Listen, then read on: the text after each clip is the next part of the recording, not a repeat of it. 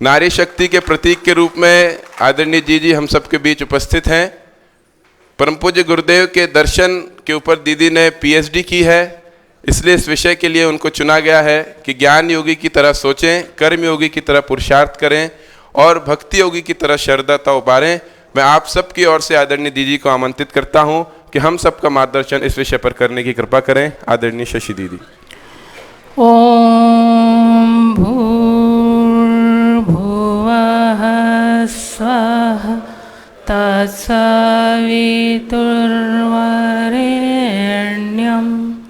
भर्गो देवस्य धीमहि धियो यो नः प्रचोदयात्।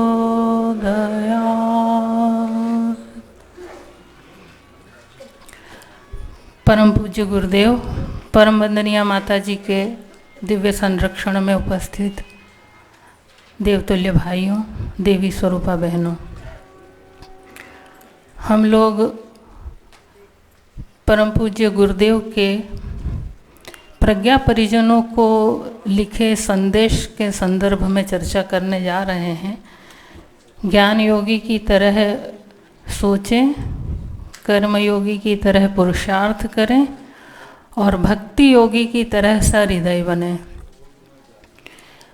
अध्यात्म की जो तीनों धाराएं हैं, ज्ञान, कर्म और भक्ति,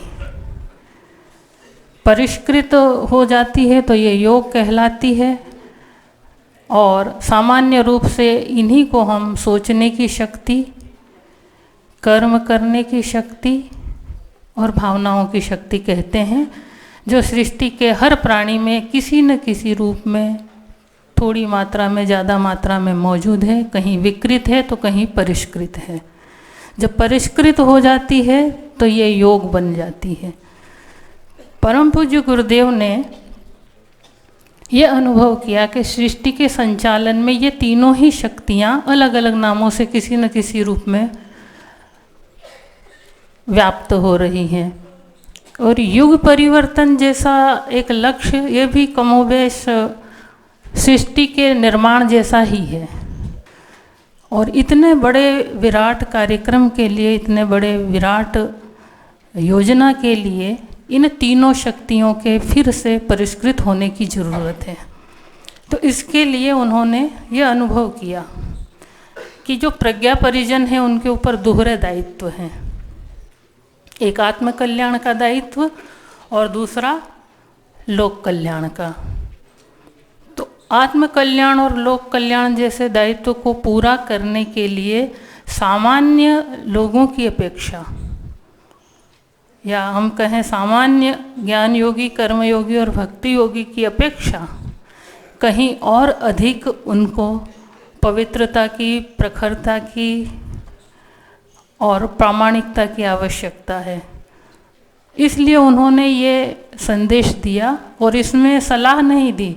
परम पूज्य गुरुदेव ने लिखा, ज्ञान योगी की तरह सोचें, कर्म योगी की तरह पुरुषार्थ करें और भक्ति योगी की तरह सहृदयता उभारें। सलाह दी होती तो ये कहा जाता है कि ये करना चाहिए प्रज्ञा परिजनों को। उन्होंने आदेश दिया है कि हमारी सोच ज्ञान योगियों की तरह होना चाहिए। ज्ञान योगी कैसे सोचता है? ज्ञान कहते हैं, ज्ञान का ऋषियों ने एक प्रतीक बनाया जिसको हम क्या कहते हैं? प्रकाश। प्रकाश प्रतीक इसलिए बनाया कि प्रकाश में जो चीज़ जैसी होती है वैसी ही दिखाई देती है, भ्रम नहीं होता है। तो जहाँ प्रकाश है वहाँ भ्रम नहीं है, जहाँ ज्ञान है वहाँ भ्रम नहीं होना चाहिए। और दूसरे शब्दों में कहें तो फिर ज्ञान क्या है? जो यथार्थ है वो ज्ञान है, यथार्थ का बोध हो जाना ज्ञान है। परम पूज्य गुरुदेव ने इसे बहुत सरलीकृत कर दिया, इतना सरल किया कि ज्ञान योग को ही उन्होंने प्रज्ञा, दूरदर्शी, विवेकशीलता और समझदारी जैसे नामों से संबोधित किया। तो सामान्य जीवन क्रम में जब ज्ञान योगी बनने की दिशा में अग्रसर होते हैं तो क्या होता है कि यथार्थ का बोध होने लगता है। किसकी यथार्थता का? सबसे पहले अपनी यथार्थता का, कि हम हैं क्या, हमारा जीवन क्यों है। ये दो प्रश्न के उत्तर अगर हम सही तरीके से ढूंढ लेते हैं, समझ लेते हैं और जीवन में उतारने की कोशिश करते हैं तो ज्ञान योगी हैं। तो उत्तर एक ही मिलता है कि हम चेतन हैं, जड़ नहीं हैं। ये हम सुनते आ रहे हैं कि हम आत्मा हैं और शरीर और भौतिक दुनिया से जुड़ी सारी चीज़ें साधन हैं और इनका इस्तेमाल साधन के तरीके से होना चाहिए साध्य के विकास में। ये सामान्य ज्ञान योगी की सोच है। लेकिन परम पूज्य गुरुदेव ने कहा है हम ज्ञान योगी की तरह सोचें, तो ये यथार्थ हुआ सामान्य लोगों का। प्रज्ञा परिजन उससे एक कदम आगे हैं।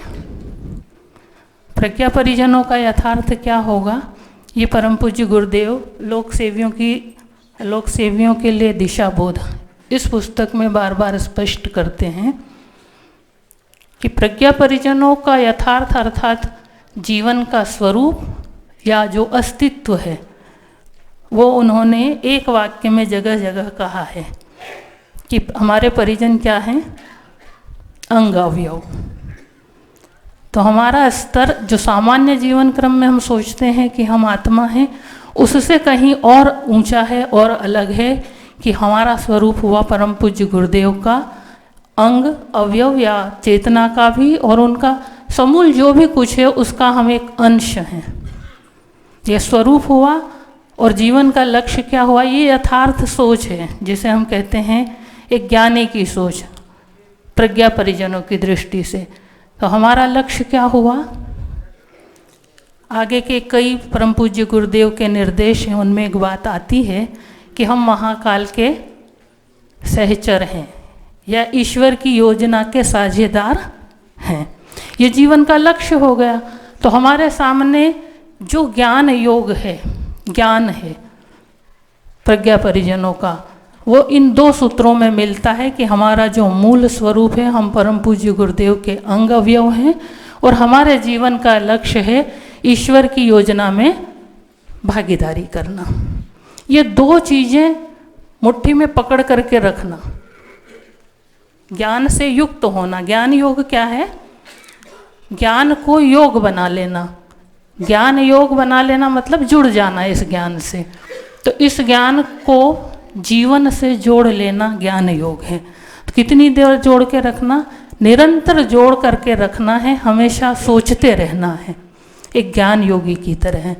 तो सोचने से फिर क्या होगा, सोचने से बार बार सोचने से उस स्वरूप का भान होता चला जाएगा और यही चिंतन धीरे धीरे करके क्या बन जाएगा, संस्कार। और जब यह संस्कार बन जाएगा तो इसका प्रकाश फिर कर्म में दिखाई देने लगेगा। कर्म में दिखाई देने लगेगा तो क्या होगा कि हमारे जीवन की जो भी समस्याएं हैं, हमने जब जीवन का लक्ष्य और जीवन का स्वरूप इतना ऊंचा सोच रखा है, इतना ऊंचा अनुभव कर रखा है, तो फिर हमारे जीवन की समस्याएं हों, परिस्थितियां हों या जीवन के जो भी क्रियाकलाप हों, उनमें आने वाली कोई भी समस्या हो, चाहे व्यक्तिगत जीवन की हो या हमारी कार्य क्षेत्र की हो या हमारे लोक सेवा के क्षेत्र की हो, सारी समस्याएं उस ऊंचाई से बहुत छोटी छोटी दिखाई देने लगेगी। और दूसरी चीज़ कि जो भी बाधक है जीवन के लक्ष्य में बढ़ने के लिए, वो सारी बाधाएं लोभ की, मोह की और अहंकार की, ये तीन मुख्य हैं, बाकी सारे इनके फूल पत्ते हैं। ये सारी बाधाएं भी इसी ऊंचाई पर सोचने से, इस चिंतन को निरंतर बनाए रखने से समाप्त होती चली जाएगी। तो कैसे समाप्त होगी, लोभ मोह जैसी चीज़ें तो अध्यात्म में आने पर बहुत सारे लोग छोड़ देते हैं। बहुत लोग परिवार का भी मोह कम कर लेते हैं, सादगी से भी रह लेते हैं, लेकिन अहंकार एक ऐसी चीज़ है जो इतने सूक्ष्म रूप में है कि वो स्वयं को भी पता नहीं चल पाता। स्वामी विवेकानंद ने एक बहुत महत्वपूर्ण बात कही कि अध्यात्म के क्षेत्र में आने पर लोग सादगी का भी जीवन व्यतीत करते हैं, संसार को भी छोड़ देते हैं, लेकिन अध्यात्म क्षेत्र के दिग्गजों को जो सबसे बड़ी चीज़ परेशान करती है वो यश की लिप्सा। तो यश अगर समाप्त नहीं हुआ तो परम पूज्य गुरुदेव ने कहा कि हम वैसे ही रहेंगे युग निर्माण का काम करते हुए जैसे एक भिखारी जीवन भर भीख मांगता रहा और उस भीख से जो भी उसके पास था वो बैंक बैलेंस करता रहा और फिर भीख मांगते मांगते मर गया। ये स्थिति हो सकती है अगर हमारी ये चीज़ें हटी नहीं जीवन से। तो अहंकार कैसे हटेगा? जब हम इस स्तर पर सोचने लगेंगे तो फिर जो लिप्साएँ हैं, जो दूसरों से श्रेष्ठ दिखने का भाव है, वो समाप्त हो जाएगा। क्यों? क्योंकि हमारा स्वरूप हमें जो भान है कि हम परम पूज्य गुरुदेव के अंग अवयव हैं और उस कार्य योजना में जो भी कोई सहयोग दे रहा है वो हमारा अपना है। इस भाव पर आने से ज्ञान योग की ये साधना है। ज्ञान योग की ये साधना कर्म में दिखाई देने लगेगी। ऐसा नहीं है ज्ञान योग अलग है, कर्म योग अलग है, तीनों एक साथ ही चलेंगे। भक्ति योग, ज्ञान योग, कर्म योग। ज्ञान युक्त कर्म करना ही कर्म योग है। कर्म के बगैर ज्ञानी भी नहीं रह सकता है और ज्ञान के बगैर कर्मयोगी भी नहीं रह सकता है। तो दोनों की ही जीवन में समन्वित आवश्यकता है। कर्म का बीज जो है वो विचारों में है, ज्ञान में है, और ज्ञान का व्यवहारिक स्वरूप कर्म है। तो दोनों ही करना पड़ेगा।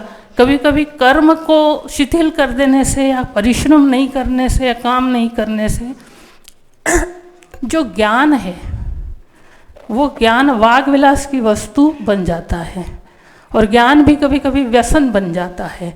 तो फिर वो कर्म में अगर वो अप्लाई नहीं होता है तो वो चर्चा में, प्रदर्शन में ही निकल करके आता है। इसलिए परम पूज्य गुरुदेव ने कर्म योगी की तरह पुरुषार्थ करने की बात कही। पुरुषार्थ मतलब शारीरिक और मानसिक जो भी हमारी उपलब्ध क्षमताएं हैं उनको सही ढंग से हम मनोयोग पूर्वक, तत्परता पूर्वक इस्तेमाल करें। और यही बात विवेकानंद जी ने इस तरह से कही थी कि हम ऐसे ज्ञान योगी बने कि जितना रस हमको वेदांत की चर्चा में आता है, दूसरे ही क्षण अगर हम जूता सिलने का काम कोई दे दे तो उतना ही रस हमें तब भी आना चाहिए।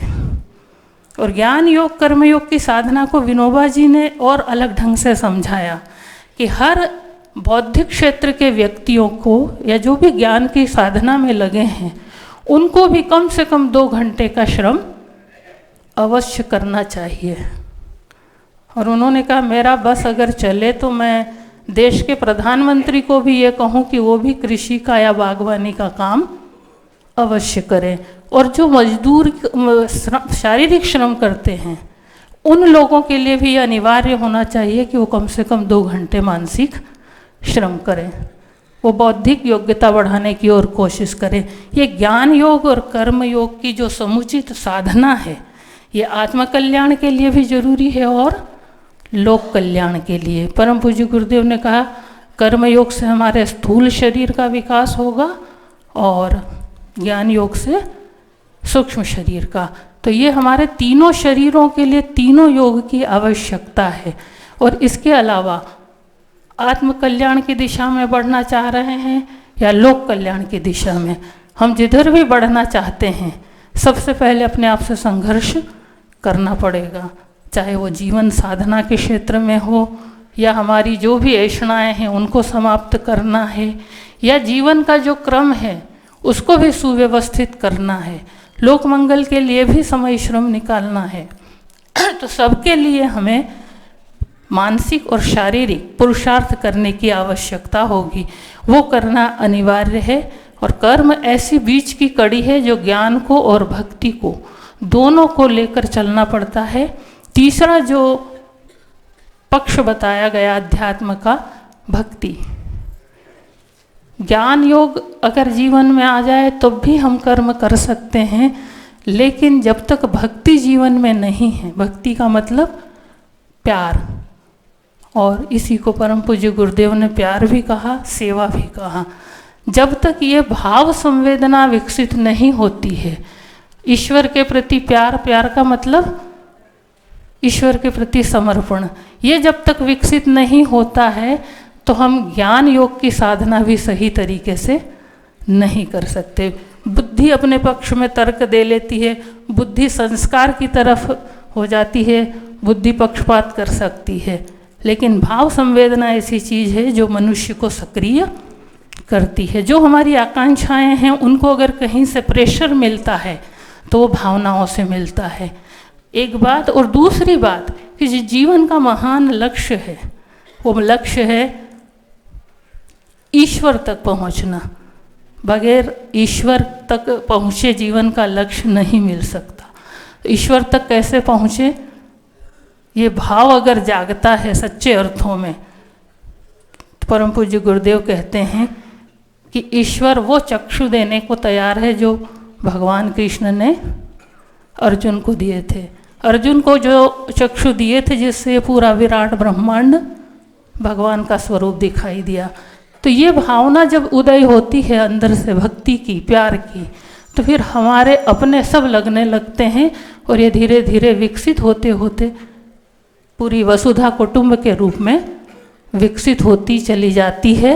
और इसके लिए न हो तो प्रयास भी करना पड़ता है। कौन सा प्रयास?